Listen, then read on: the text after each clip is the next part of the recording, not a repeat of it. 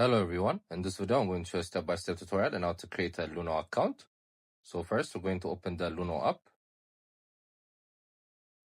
Then once you're here, we're going to click on the create account section.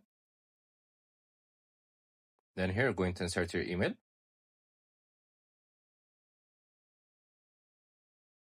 Then click on next once you finish. Then you're going to insert your password.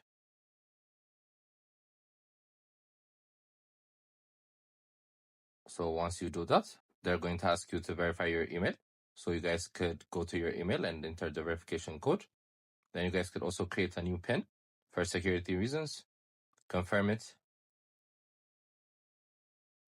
Then as you can see, they've opened our account. So that's how you basically do it. It's an easy tutorial. Make sure to also check our other videos as we've been posting daily.